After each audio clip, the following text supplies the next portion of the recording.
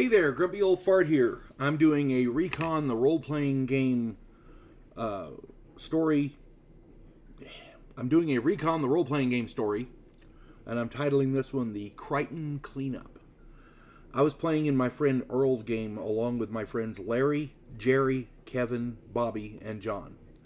Our characters had become mercenaries and had been on several missions, and we'd cultivated a reputation of problem solvers, so we started getting job offers for more business. We were contacted by a businessman from a little portside town in Louisiana called Creighton. It was right there on the ocean, had a good fishing village, that kind of thing.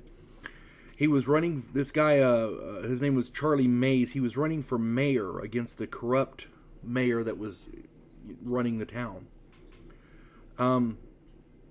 This mayor had a bunch of henchmen working for him, including the local sheriff, who he had appointed. This businessman, Charlie Mays, wanted to hire our group as bodyguards and special agents to make sure that the election would be fair. He was also afraid that he would come up missing or drown in an unfortunate accident, because this sort of thing had happened in previous elections. So, yeah. The pay wasn't anything like what we were normally used to, but we took a vote and decided to help Mays anyway, because he seemed like a good guy, an upstanding guy. And one of our players, Bobby, he wasn't fond of Southern corruption. So, we talked about him in a different video. At any rate, we decided to take the job. John and Bobby drove down and began scouting out the enemy while the rest of us secured gear and logistics, and then we headed down. Mayor Higgins, this is what they found out. Mayor Higgins and his men pretty much owned the town. They used the city hall as a base. Higgins had the sheriff and 6 deputies, but also had 10 thugs on the payroll. Higgins' 2 main assistants, or, underlings, were the sheriff, whose name was Reiser, and the lead thug who ran the criminals, essentially. His name was Grant. The mayor was into gun and drug smuggling, and he grew pot. He had a lot of pot farms in the area. Mays owned 4 local fishing boats, and his base was an office at the docks. This was 4 blocks from City Hall. It was a pretty small village, but there was a lot of traffic going through, and that's where this mayor made a lot of his money, his illicit funding. John and Bobby met us at Mays' office, and we talked it over. We decided that we had to protect Mays while collecting evidence on Higgins' crimes and his associates. I staked out City Hall. I had a good position in a wooded area. I tapped into their telephones. I had cameras. I had telescopes, things like that, so I could keep track of their comings and goings. And we all were connected with radios, so we could communicate easily. I could keep everybody appraised of what was going on. John and Bobby took photographic and recording equipment and began collecting evidence at all the different places, like the drug and gun smuggling, and then they headed out to the pot farms to record all that too. The rest began acting as bodyguards for May and his campaign staff. And May was running a pretty good campaign. He had good experience. He had friends in the community. He was an upstanding member of the community. He was a legitimate contender for mayor. This wasn't where we were going to install somebody. He had a legitimate chance to win in a free and fair election.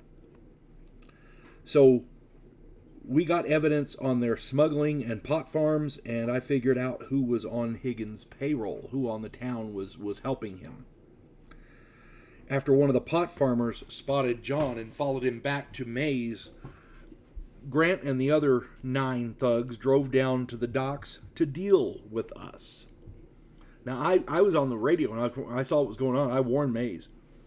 Larry and Jerry didn't even wait for them to exit their cars. They used a .30 caliber machine gun and rocket launchers and blew them the fuck up. Yeah. It wasn't even, there wasn't a fight to it. It was like, boom, they were done. They showed up in one truck. Everybody piled into a 4-seat, it was a a king cab, and there was 5 in the cab and 5 in the back, and that was it. Once word got out, most of Higgins' people thought better of backing him, and he was left with only the sheriff and his deputies. On election day, the deputies were guarding the polls to prevent anyone from voting for Mays. Then the deputies all got shot, and we took over the polling place to ensure that everyone got a chance to vote for whoever they wanted to. And we made it clear, you vote for whoever you want to. We're not going to argue with that. We're standing outside. You vote for whoever you want. But we made sure that everybody who came up got a chance to vote. There was no interference. Mays won the election in a landslide, and he contacted the governor for state police to arrest Higgins and the sheriff. In return for all of our help, Mays not only paid us, but he gave us a boat to aid us in our travels, so we didn't have to book ocean travel. And we had a place we could go fishing if we wanted to. That was nice. Fishing off the Gulf Coast is nice. So yeah, it ended up pretty good, and we had a friend in a town that we could go to if we needed to. So it worked out good all the way around. It was an investment in the future. If you enjoy my content, it would really help me out if you could hit the like button, subscribe to my channel, share my content on all of your social media platforms, and post a comment or two. Remember, I welcome your comments, even if you disagree with me. And check me out over on Rumble for my political commentary and weekly current events. If you enjoy a good book, check out my author page on Amazon.com. My pen name is H.L. Anderson. You can find all of my books there, including the 2 shown here, Vanguard 1 and Task Force Terminus. They are the first 2 books in the Devo Poland Chronicles. The 3rd one is called Gulag of the Damned, and it's out there too. I just don't have a picture of it here. But yeah, if you enjoy a good solid book with proper ethics and just flat out weird, because that's me, check out my author page, H.L. Anderson. I'm sure you'll find something you like, and I hope you enjoy reading it.